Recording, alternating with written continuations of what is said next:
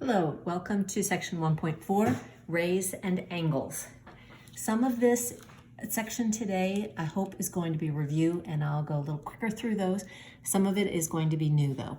So you all remember in the past a ray has one endpoint and goes on forever in one direction. If you have two rays like JH and a ray JK that go in opposite directions and form a line, they are called opposite rays.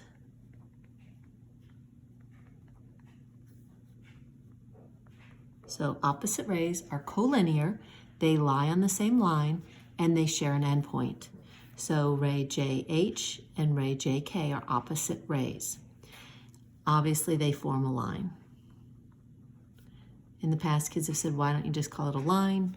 We call it a couple different things depending on the situation. So they do form a line.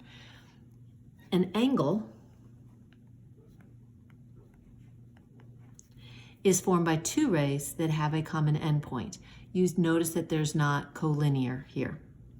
The rays are the sides, and the endpoint is called the vertex. The plural of vertex is vertices. So if we want to draw an angle, I'm going to put point Y here. The vertex is X, and Z is on that other side. And I'm going to put a 3 here. So here's an angle. To name this angle, we use the angle symbol. We can name it by the vertex if there, so we can use one letter,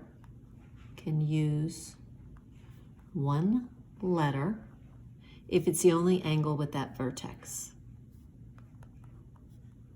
If only one angle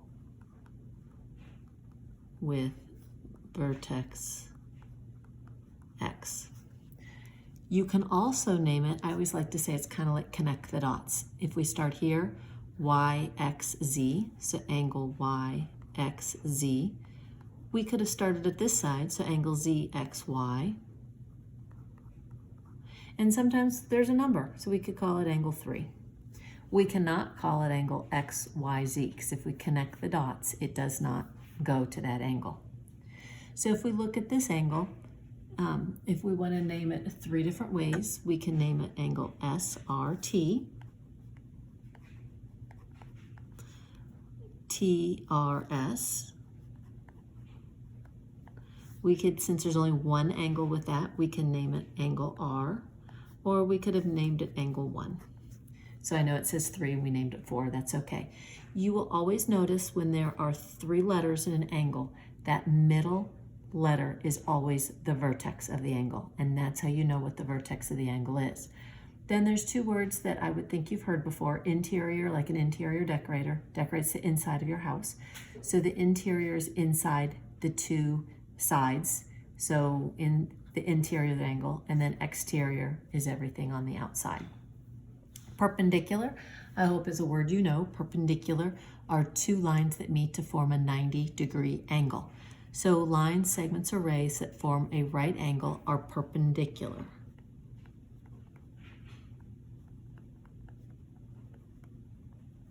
And the symbol for that is an upside down capital T. So if we want to look here, we can say that segment AD is perpendicular to segment BC. And we know that because this symbol right here means that this is a right angle. So I think all of this is review except possibly this symbol. That symbol does mean perpendicular to, and you will see that throughout this unit. Next, we're going to talk about measuring angles. I believe you've done this in the past, so I'm going to be quick on this top part. So angles are measured in degrees.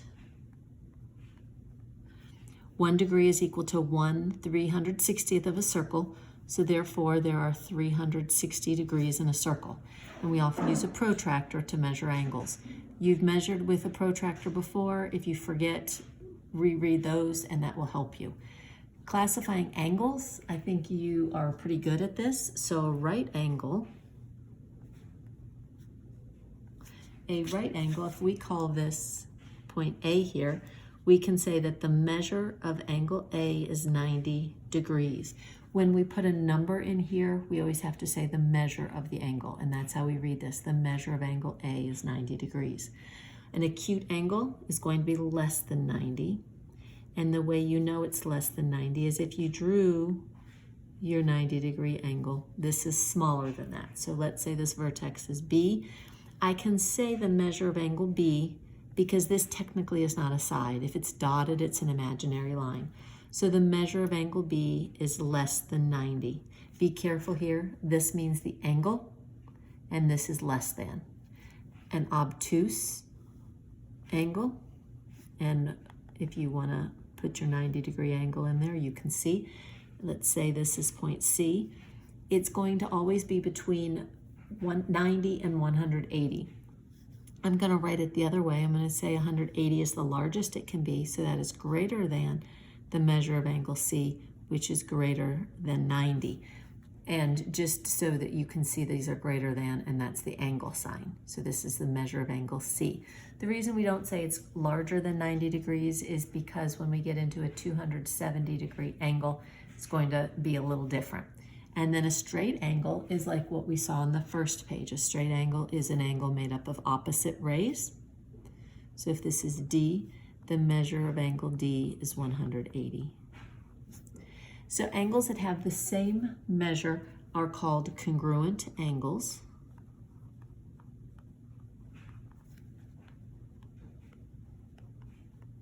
So in words, well, and if we look here, if we look at this picture, so this is our example, it has the arc marks. If there's one arc mark, those two are going to be congruent.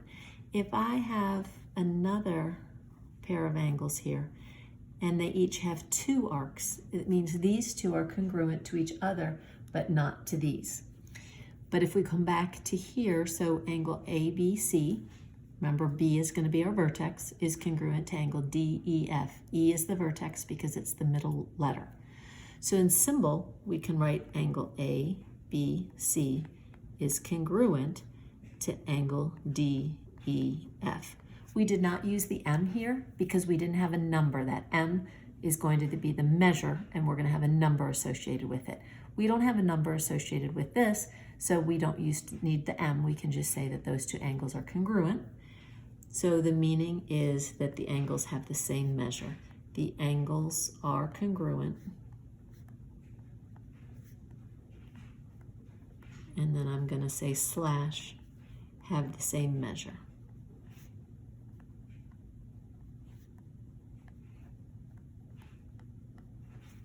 Remember, this is your congruent symbol. We learned that. I think it was yesterday. And finally, we're going to go to angle bisector. The other day we talked about a segment bisector. A segment bisector took a segment and bisected it into two congruent parts. An angle bisector, we're going to take an angle and bisect into two congruent parts. So if I draw angle ABC,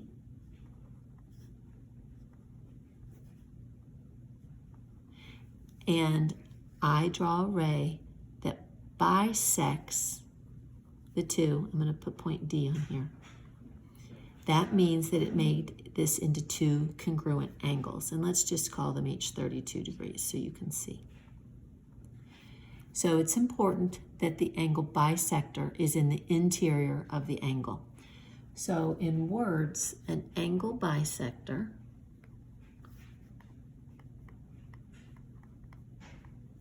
is a ray that divides an angle into two congruent angles. So the ways that we name this is we say ray BD is the angle bisector. Angle bisector and segment bisector are going to come into importance a lot, especially next unit. Remember, an angle bisector bisects an angle, a segment bisector bisects a segment. So example 3. If ray KM bisects angle JKL and the measure of angle JKM is 4x plus 6 degrees and the measure of angle MKL is the quantity 7x minus 12 degrees, we want to find the measure of JKM. Always draw your picture first. So I have to draw my angle JKL. And KM bisects, so therefore point M is in the middle so that I have two congruent angles. Then it tells me that angle JKM, so remember I connect the dots, is 4x plus 6 degrees, and MKL is 7x minus 12 degrees. Well, because it bisects, it creates two congruent angles. Therefore, 4x plus 6 is equal to 7x minus 12. If we subtract 4x from both sides and add 12 to both sides and then divide by 3, x will equal 6. From there, we want to plug our 6 in here. 4 times 6 is 24. 24 plus 6 is 30, so this is a 30-degree angle. If I plug a 6 here, 7 times 6 is 42. 42 minus 12 is 30. And I want to make sure these are the same. So then it wants us to find the measure of JKM. So the measure of angle JKM is 30 degrees. So make sure you answer the question it's asking. So that's 30 degrees. Then the angle addition postulate, let me draw the picture first because I think the picture is going to make it make more sense. If I have angle ABC and there is an array in between the two. You notice this does not bisect. My drawings are never all that great, but this purposely did not bisect. So this angle, the measure of this angle plus the measure of this angle is going to create the larger angle. So for example here, 30 plus 30, this entire angle is a 60-degree angle. Here, 32 plus 32, this entire angle is 64 degrees. These are angle bisectors, therefore they're the same. They don't have to be the same. But when we see this picture, the measure of angle ABP plus the measure of PBC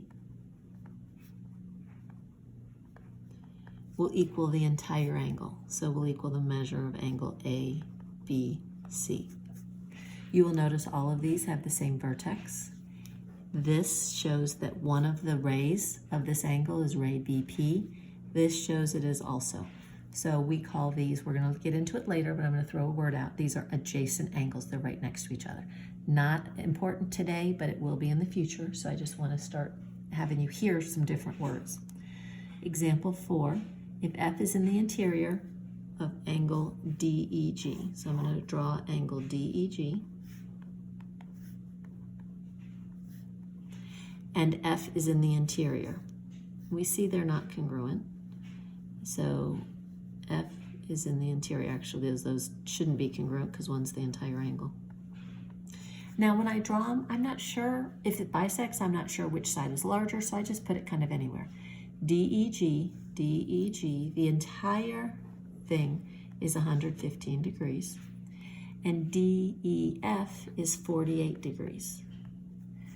And we want to find the measure of angle EFG. So we want to find this right here.